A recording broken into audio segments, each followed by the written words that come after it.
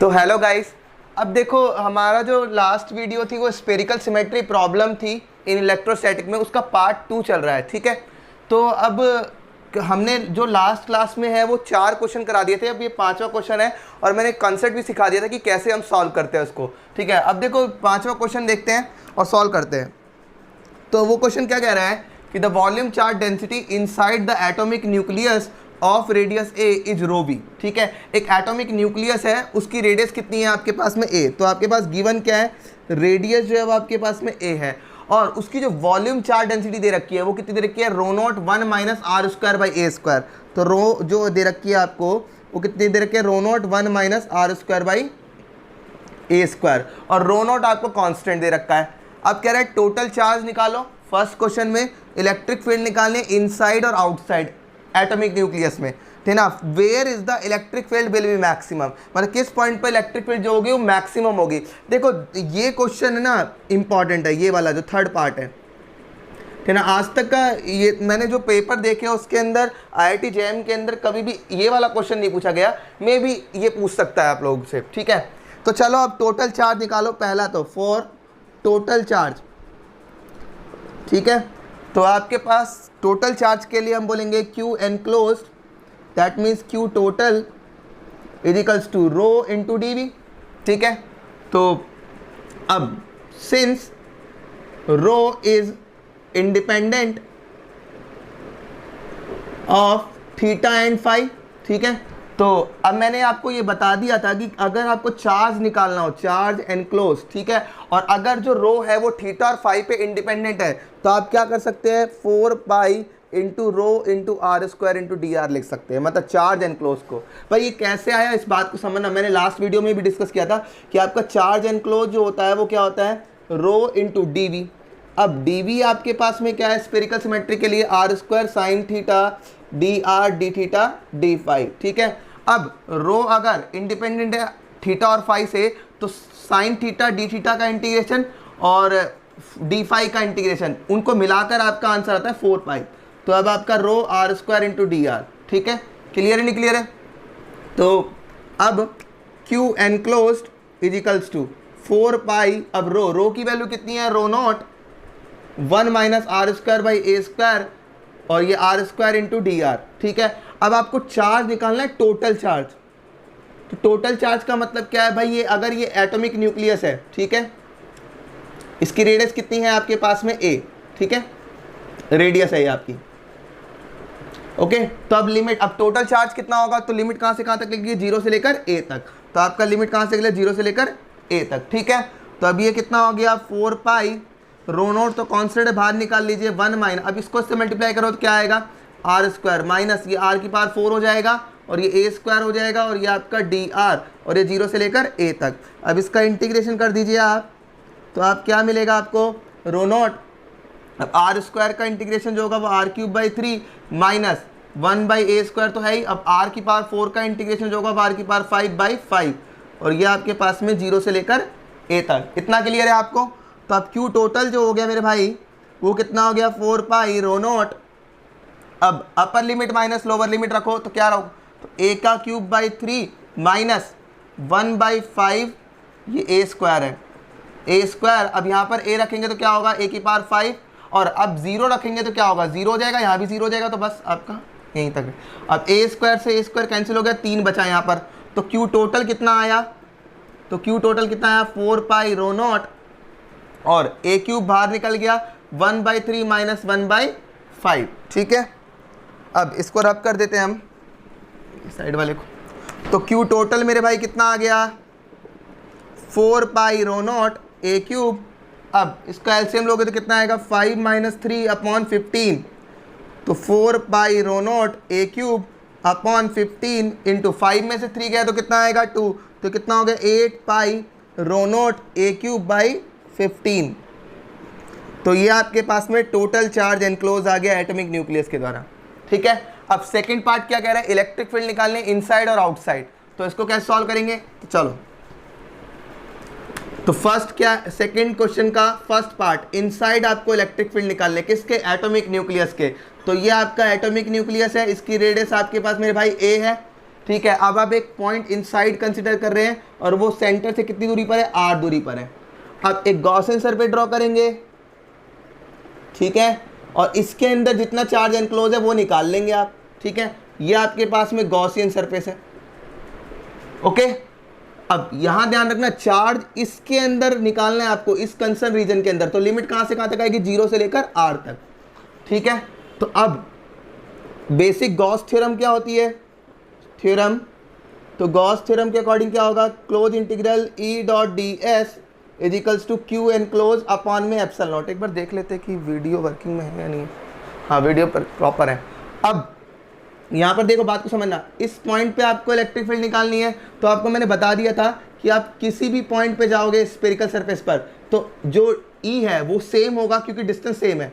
तो आप बाहर निकाल सकते हैं ई क्लोज इंटीग्रल डी एस और चार्ज एनक्लोज अपॉन में एप्सिलॉन नॉट, ठीक है।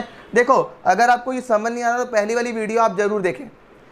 अब अब इस सरफेस का, इस गॉसियन सरफेस का एरिया कितना होगा, 4 pi r square q enclose upon epsilon naught. तो E is equals to q enclose upon में 4 pi epsilon naught r square. और ये मैंने बताया था कि ये जनरल फॉर्मूला है, जनरल फॉर्मूला, ठीक है। एक फॉर्मूला याद रखना है आप लोगों को, ठीक है। अब क्यू एनक्लोज निकालना है, तो आपको क्यू एनक्लोज निकालने के लिए बेसिक क्या है, इंटीग्रेशन करना है रो का। तो देखो, ये अभी जो आया था 8 पाई रो नोट ए क्यूब बाई 15 था, आई थिंक ये टोटल चार्ज था, इसको यूज़ होगा हमारा, ठीक है।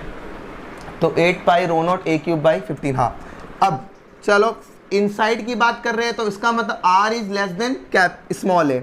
तो r is less than small a, inside की बात हम कर रहे हैं।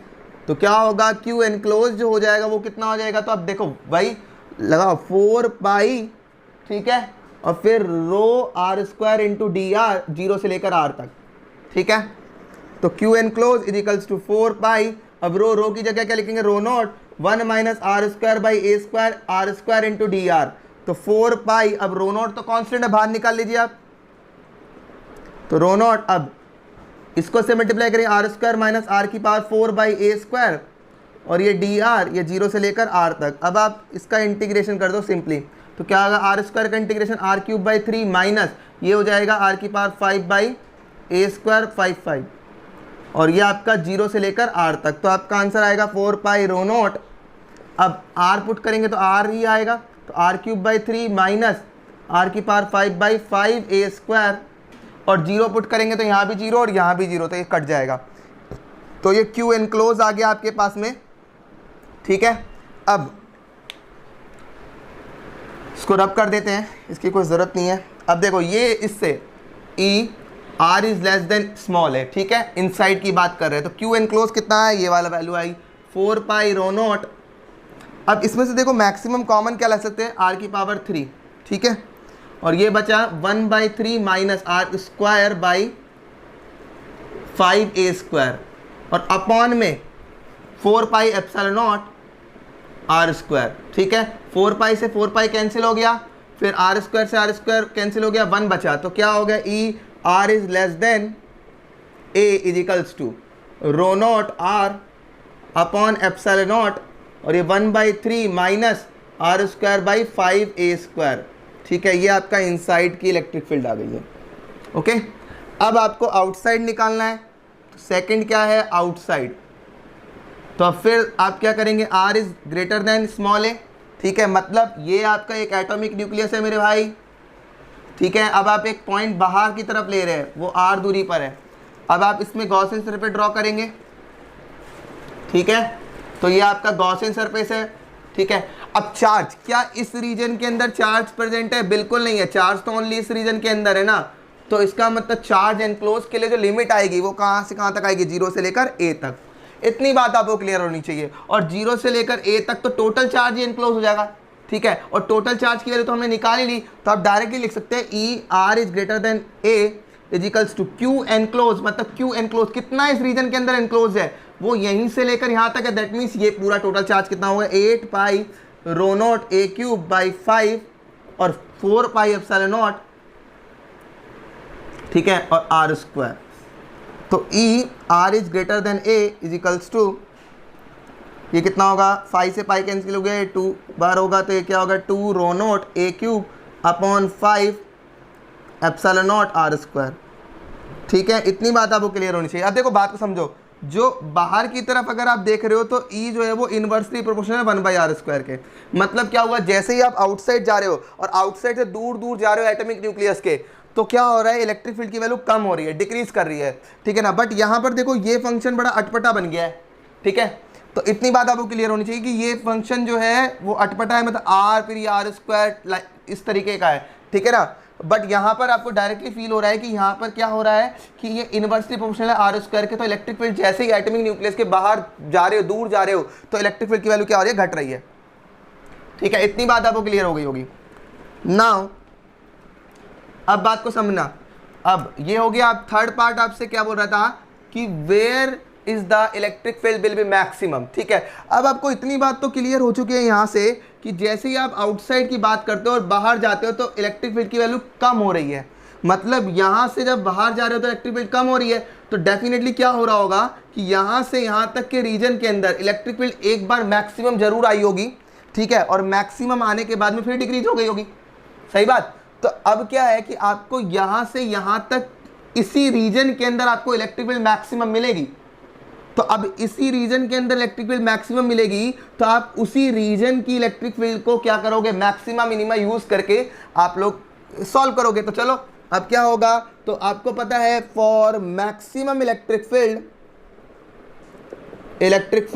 तो आप क्या करेंगे, DE/dr must be equal to 0। Okay, इसको 0 करेंगे, बट कौन सी इलेक्ट्रिक फील्ड यूज करोगे, वो ये वाली इलेक्ट्रिक फील्ड यूज करोगे। तो क्या हो गया, D/dr और ये आपका rho naught r upon epsilon naught, और ये आपका 1/3 minus r square upon 5a square equal to 0। तो D/dr, अब rho naught by epsilon naught तो कांस्टेंट है। ठीक है, और ये पहले इससे मल्टीप्लाई करेंगे, r/3 माइनस ये r³/5a स्क्वायर हो जाएगा इक्वल टू 0। तो rho naught by epsilon naught, अब इसका डिफरेंशिएशन कर दो, तो r का डिफरेंशिएशन जो होगा 1 होगा, तो 1/3 माइनस अब r³ का 3r²/5a स्क्वायर। ठीक है, इक्वल टू 0। तो इसको सॉल्व कर लेते हैं। तो क्या होगा, 1/3 इक्वल टू 3r²/5a स्क्वायर। तो ये क्या हो गया, r² is equals to 9/5a square. तो r is equals to 9/5a square और ये रूट में। ठीक है, तो क्या हो गया, r is equals to 3/√5a। तो इतने पॉइंट पर आपकी इलेक्ट्रिक फील्ड क्या होगी, मैक्सिमम होगी। अब क्वेश्चन ये भी उठता है ना भाई कि मैक्सिमम ही क्यों होगी, तो आप क्या करो, सेकंड डेरिवेटिव टेस्ट कर लो। तो यूजिंग सेकंड डेरिवेटिव टेस्ट, तो if d² E/dr² is less then 0, मतलब अगर वो नेगेटिव आता है तो आपकी जो इलेक्ट्रिक फील्ड है वो क्या है, उस मैक्सिमम है। तो चलो कहाँ पर है आपके पास इलेक्ट्रिक फील्ड, ये डेरिवेटिव हुआ था, अब इसका दोबारा से डेरिवेटिव कर दो, तो रो नॉट बाई एप्सिलॉन नॉट। ठीक है, मतलब ये वैल्यू आई थी, अब दोबारा से इसका डेरिवेटिव करेंगे तो क्या आएगा, ये आ जाएगा 0 माइनस ये आ जाएगा 6r अपॉन में 5a स्क्वायर। ठीक है, तो क्या हो गया, -6 रो नॉट a r अपॉन में 5 एप्सिलॉन नॉट a स्क्वायर। अब देखो ये नेगेटिव ही आ रहा है, इसका मतलब क्या हो गया, मैक्सिमा। ठीक है, मतलब r इक्वल टू 3/√5a पर जो इलेक्ट्रिक फील्ड होगी वो क्या होगी, मैक्सिमम होगी। ठीक है, अब एक नेक्स्ट क्वेश्चन लेके चलते हैं। ओके, आई होप आपको समझ में आया होगा जरूर। Question number 6। ठीक है, तो क्वेश्चन नंबर 6 में क्या बोल रहा है,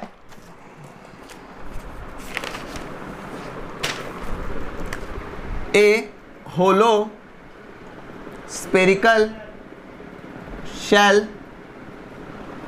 carries charge density rho equal to k/r square in the region r is greater than equal to a and less than equal to b. Can I find the electric field? First, r is less than a, second r is greater than a less than b, third r is greater than b. Okay, और ये आपको diagram दे रखा है, आपको एक spherical shell है, ठीक है ना, उसकी कुछ थिकनेस है, इसकी रेडियस ये और ये आपका बी, ठीक है ना। अब नाउ देखो ये क्वेश्चन जो है वो ग्रिफिथ का है, ग्रिफिथ का क्वेश्चन है ये, तो ये भी बहुत इंपॉर्टेंट है, ठीक है। अभी हम स्पेरिकल सिमेट्री कर रहे हैं तो हम लोगों को जल्दी सॉल्व कर लेते हैं इस प्रॉब्लम को, तो चलो सॉल्व करते हैं मेरे भाई। तो यहाँ पर एक स्पेरिकल शेल दे रखा है और उसकी जो वॉल्यूम चार्ज डेंसिटी दे रखी है रो K/r² है, मतलब जो वॉल्यूम चार्ज है वो इसके अंदर है, इस थिकनेस के अंदर। ओके, इसका मतलब यहाँ पर कुछ भी नहीं है इनसाइड, और आउटसाइड भी क्या है, कुछ भी नहीं है, रो नहीं है, तो आपके पास रो क्या दे रखा है K/r²। अब यहाँ पर देखो मैं लिख देता हूँ independent of theta and phi, हमारा काम आसान हो जाता है भाई, ठीक है। तो अब आप r is less than a पर देख रहे हैं तो क्या होगा, r is less than a, ठीक है। तो यूजिंग गॉस थ्योरम, ठीक है, तो अब आप r is less than a, तो मतलब कोई पॉइंट यहाँ पर लिया है आपने कंसिडर। अब इसके अंदर आपको गॉसियन सरफेस ड्रॉ करना है, ये आपका गॉसियन सरफेस है, ठीक है। अब डायरेक्टली फॉर्मूला यूज करो, इलेक्ट्रिक फील्ड का फॉर्मूला क्या था, Q enclose upon 4πr epsilon naught r², ठीक है। अब मुझे एक बात बताओ, चार्ज जो है वो तो इस रीजन के अंदर है ना, इस रीजन के अंदर, ठीक है ना, इस रीजन के अंदर कोई चार्ज है, मतलब r की वैल्यू अगर स्मॉल a से छोटी होगी तो क्या चार्ज इनक्लोज है, बिल्कुल नहीं है। तो चार्ज इनक्लोज जो है वो r is less than a पर जो Q इनक्लोज है वो कितना है आपके पास, 0, तो इलेक्ट्रिक फील्ड भी कितनी हो जाएगी आपकी, 0 हो जाएगी। तो there is no electric field in that region, ठीक है। अब सेकेंड पार्ट क्या बोल रहा है मेरे भाई कि r is greater than a and less than b, मतलब अब आप क्या पॉइंट चूज कर रहे हो, तो देखो यहां पर कोई पॉइंट चूज कर रहे हो, ठीक है, और ये r दूरी पर है और ये आपका गॉस आंसर पे ड्रॉ कर दिया, ठीक है। This is the region of Gaussian surface, okay. क्यों, क्योंकि r is greater than a and less than b, तो इस रीजन के अंदर आएगा। अब चार्ज जो है वो बस देखो समझना, चार्ज इस रीजन के अंदर एनक्लोज है बस उस गॉसियन सरफेस के द्वारा, ये वाला बस, तो हम निकाल लेंगे। तो क्या होगा, E r is greater than a less than b is equals to Q enclose upon 4π epsilon naught r²। तो वही कॉन्सेप्ट लगाना है मेरे भाई कि Q एनक्लोज निकालना है आपको, ठीक है। अब Q एनक्लोज कितना होगा, तो डायरेक्टली यूज करो क्योंकि independent of theta and pi है, तो क्या लिखेंगे 4π और फिर क्या होगा rho into r² into dr, तो ये कितना हो जाएगा आपका Q enclose is equals to 4π और r रो कितना है K/r² दे रखा है आपको, K/r² और ये r² इंटू dr। अब आपकी लिमिट कहाँ से कहाँ तक आएगी, देखो ये आपका ये रीजन के अंदर आपके चार्ज है, तो आप क्या कहेंगे कि भाई A से लेकर R तक, मतलब भाई सेंटर से तो देख रहे हो आप, तो A से लेकर फिर R तक, ठीक है। तो A से लेकर R तक, r² से r² कैंसिल हो गया, तो क्या हो गया Q enclose is equals to 4π, K बाहर निकाल लीजिए और ये 1 dr और ये A से लेकर R तक, तो अब क्या हो जाएगा 4π K, अब 1 का इंटीग्रेशन जो होगा वो R होगा और ये 0 से A से लेकर R तक, तो क्या हो गया 4π K R माइनस A, ये आपका चार्ज एनक्लोज आ गया। इक्वेशन फर्स्ट बिकम, तो अब इक्वेशन फर्स्ट क्या हो जाएगी, तो इक्वेशन फर्स्ट बिकम्स, तो E R is greater than A and less than B equal to Q enclose कितना है मेरे भाई 4π K B minus A upon में 4π एप्सिलॉन नॉट r², कन्फर्म। तो 4π से 4π कैंसिल हो गया, तो K by epsilon not B minus A by r², ये आपके पास में इलेक्ट्रिक फील्ड की वैल्यू आ गई, ओके। नाउ अब थर्ड रीजन, मतलब आउटसाइड वाले रीजन के अंदर, तो third R is greater then B, तो अब आप क्या कर रहे हो, ये आपका स्फेरिकल शेल है, ये आपकी रेडियस A, ये आपकी B, अब आप एक पॉइंट बाहर चूज कर रहे हो, ठीक है, और ये R, ओके। अब यहाँ पर आप एक गॉसियन सरफेस ड्रॉ करेंगे, ओके, तो ये आपका एक गॉसियन सरफेस है। अब इसके अंदर चार्ज कहाँ से कहाँ तक एनक्लोज है भाई, क्या इस रीजन के अंदर चार्ज एनक्लोज है, बिल्कुल नहीं है, ये तो फ्री स्पेस है, चार्ज तो ओनली इस रीजन के अंदर ही तो है, हाँ या ना मेरे भाई, क्लियर है। तो इसका मतलब लिमिट कहाँ से कहाँ तक आएगी, A से लेकर बी तक, ठीक है, कंफर्म। तो अब आपका क्या आ गया, क्यू एनक्लोज कितना हो गया, तो आप डायरेक्ट लिखेंगे 4 पाई के by r square d r, a से लेकर बी तक। तो क्या हो गया, 4 पाई के, आर स्क्वायर से आर स्क्वायर कैंसिल हो गया, तो 1 डी आर, ए से लेकर बी तक, तो 4 पाई के और ये बी माइनस ए हो जाएगा आपका क्यू एनक्लोज। तो अब इलेक्ट्रिक फील्ड की वैल्यू क्या है, डायरेक्टली फॉर्मूला लगा दो, r is greater than capital b, sorry small b, q enclose upon में 4 pi epsilon naught r square. तो क्यू एनक्लोज कितना आया, 4 पाई के बी माइनस ए अपॉन में 4 pi epsilon naught r square. Okay, ये I think ये B नहीं आएगा ना, ये सेकंड है ना, हाँ तो यहाँ पर लिया था ना, तो ये आर था, ये आर था, आप देखिएगा आर था। क्यों था भाई आर था, देखो समझो, आप यहाँ पर अगर एक गॉसियन सर्फेस ड्रॉ कर रहे हैं तो यहाँ पर क्या है, ये डिस्टेंस आपकी आर है ना, तो आपकी लिमिट का यहाँ चार्ज तो ओनली इस रीजन में प्रेजेंट है ना, तो आप क्या करेंगे ए से लेकर आर तक, ठीक है, तो यहाँ पर ये आर होगा। ओके, इतनी बात आपको क्लियर होनी चाहिए। तो अच्छा, इसमें क्या है ना कि क्वेश्चन यही पूछ लेता है कि ग्राफ ड्रॉ करो आर वर्सेस ई के, ई वर्सेस आर में। ओके, तो ये आप कॉन्सेप्ट समझो, देखो आर की वैल्यू ए, आर की वैल्यू बी, ठीक है। अब अगर आर की वैल्यू ए से छोटी है तो इलेक्ट्रिक फील्ड कितनी थी, 0 थी, तो आपका ये ग्राफ इस तरीके से जाएगा, स्ट्रेट लाइन, हाँ यार कोई इलेक्ट्रिक फील्ड ही नहीं है। अब इसके बाद अगर मैं आपसे बोलूँ आर की वैल्यू बी से बड़ी है, देखो क्या आर की वैल्यू बी से बड़ी पर ये इनवर्सली प्रोपोर्शनल है 1/r²। इसका मतलब क्या हुआ कि एक डेफिनेटली क्या हुआ होगा कि r इक्वल टू बी से बड़े पर इलेक्ट्रिक फील्ड जो है वो डिक्रीज हो रही है, इनवर्सली प्रोपोर्शनल है। बट अब a से लेकर b के बीच में देखो, a से लेकर b के बीच में क्या दिक्कत है, यहाँ देखो k बटे एप्सिलॉन नॉट और ये क्या हो गया r माइनस ए बटे आर स्क्वायर है, ठीक है। अब ये इस तरीके का फंक्शन बन रहा है, हमें समझ ही नहीं आ रहा कि कैसे होगा। आप डायरेक्टली इसको ऐसे नहीं लिख सकते 1/r² के इनवर्सली प्रोपोर्शनल है, क्योंकि r माइनस ए भी तो है, ठीक है ना। तो इसका मतलब क्या है, a से लेकर b तक आपका ग्राफ जो होगा वो कैसे बनेगा, ठीक है। तो आप आई होप कि आप लोग ट्राई करेंगे, ठीक है। और मैं नेक्स्ट वीडियो के अंदर है ना, मैं आपको ग्राफ के कॉन्सेप्ट भी डिस्कस कर दूंगा कि इसको कैसे सॉल्व करते हैं, इसको कैसे ड्रॉ करेंगे, ठीक है। Okay, thanks.